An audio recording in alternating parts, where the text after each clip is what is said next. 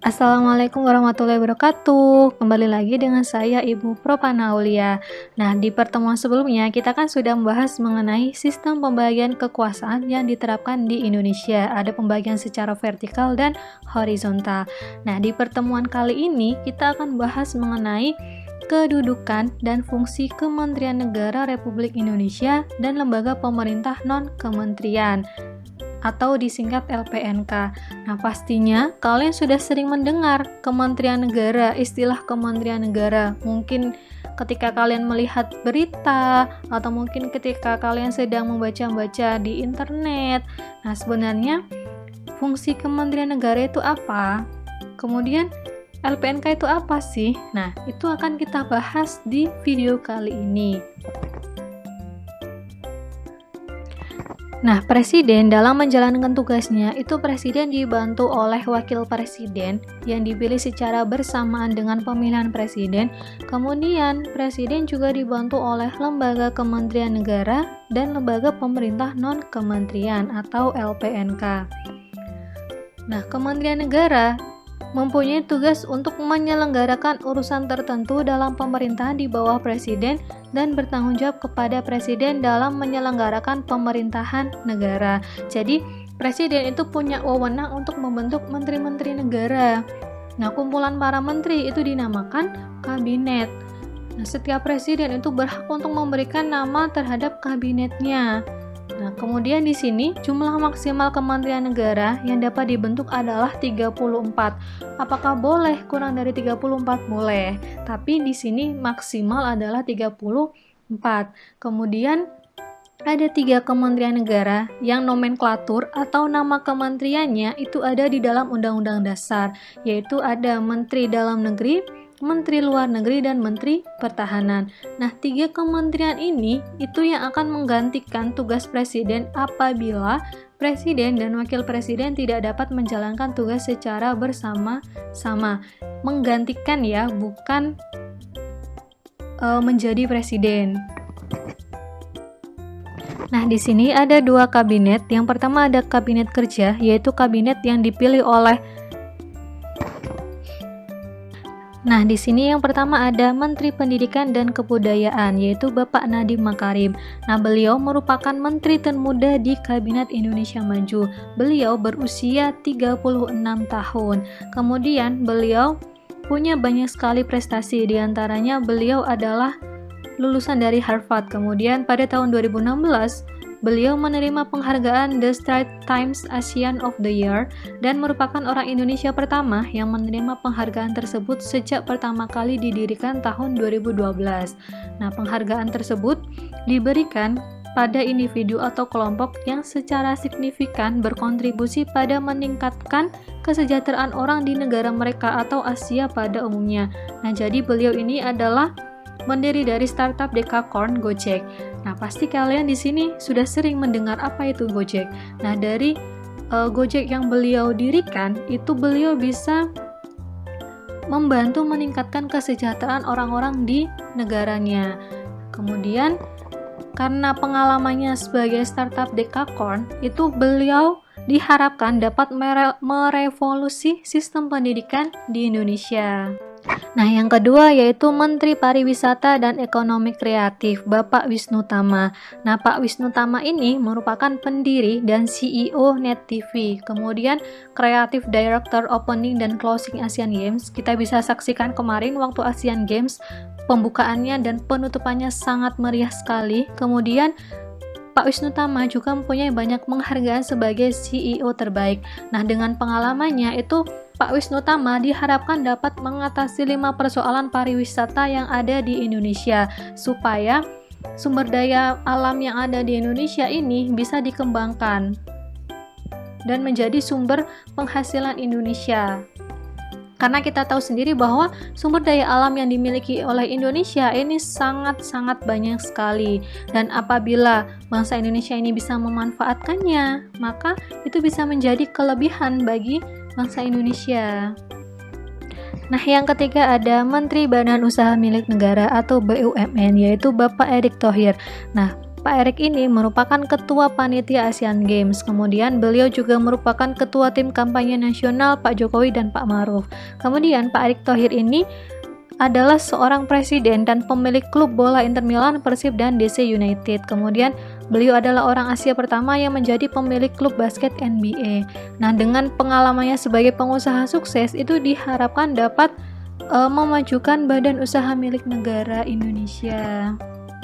Yang keempat ada Menteri Kesehatan Republik Indonesia, Dr. Terawan Agus Putranto. Nah, Dr. Terawan adalah seorang dokter militer yang juga menjabat sebagai Kepala RSPAD Gatot Subroto. Beliau pernah menjadi Ketua Tim Dokter Kepresidenan RI tahun 2009. Beliau juga bergelar dokter, tapi beliau juga merupakan pensiunan TNI dengan pangkat Mayor Jenderal. Beliau mempunyai teknik penyembuhan unik untuk penyakit stroke dengan terapi cuci otak. Nah, yang kelima ada Menteri Pertahanan, yaitu Bapak Prabowo Subianto. Tentunya kalian sudah sering mendengar tentang beliau, Pak Prabowo. Nah, karena kinerja beliau ini masuk ke dalam deretan menteri-menteri pada Kabinet Indonesia Maju yang memiliki prestasi yang baik. Nah, seperti yang saya sebutkan tadi, pada Kabinet Kerja ada beberapa menteri yang dipilih kembali menjadi menteri pada Kabinet Indonesia Maju. Nah, yang pertama ada Ibu Sri Mulyani sebagai Menteri Keuangan Republik Indonesia. Nah, Bu Sri Mulyani ini merupakan Menteri Keuangan terbaik se-Asia. Kemudian beliau juga pernah mendapatkan penghargaan sebagai Menteri Keuangan terbaik dunia. Nah, beliau juga merupakan wanita paling berpengaruh ke-23 di dunia versi majalah Forbes tahun 2008. Kemudian, beliau juga berturut-turut menjadi Menteri Keuangan di dua rezim yang berbeda, yaitu pada masa pemerintahan Presiden SBY dan pada masa pemerintahan Presiden Joko Widodo. Kemudian beliau juga pernah menjadi Menko Perekonomian. Nah, beliau itu adalah wanita sekaligus orang Indonesia pertama yang menjabat sebagai Direktur Pelaksana Bank Dunia. Betapa hebatnya beliau. Kemudian ada Menteri Luar Negeri Ibu Retno Marsudi. Nah, Bu Retno ini merupakan Menteri Luar Negeri wanita pertama di Indonesia. Kemudian beliau berhasil membawa Indonesia menjadi anggota Dewan Keamanan PBB. Beliau juga berhasil menyelamatkan 43 WNI yang disandra, 304 WNI yang diancam hukuman mati, dan 4.789 WNI yang berada di wilayah perang di luar negeri. Kemudian kemarin beliau juga berhasil membawa pulang beberapa TKI yang di luar negeri karena adanya pandemi corona ini. Nah, tadi kita sudah membahas mengenai menteri-menteri negara, di mana menteri-menteri itu dibentuk oleh presiden, kemudian menteri-menteri itu mempunyai tugas untuk membantu presiden dan bertanggung jawab kepada presiden.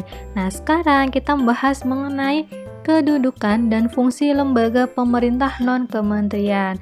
Selain memiliki kementerian negara, Indonesia juga memiliki lembaga pemerintah non-kementerian yang berjumlah 31 lembaga. Kemudian, lembaga pemerintah non-kementerian itu merupakan lembaga negara yang dibentuk untuk membantu presiden dalam melaksanakan tugas pemerintahan di bidang yang tertentu. Lembaga pemerintah non-kementerian itu berada di bawah presiden dan bertanggung jawab langsung kepada presiden melalui menteri negara. Tugas LPNK yaitu melaksanakan tugas pemerintahan di bidang kearsipan sesuai dengan ketentuan peraturan perundang-undangan yang berlaku. Kedudukan lembaga kementerian negara dan lembaga pemerintah non-kementerian adalah sama. Mereka sama-sama berada di bawah presiden, membantu presiden, dan bertanggung jawab kepada presiden. Lalu apa bedanya Kementerian Negara dengan lembaga pemerintah non-kementerian?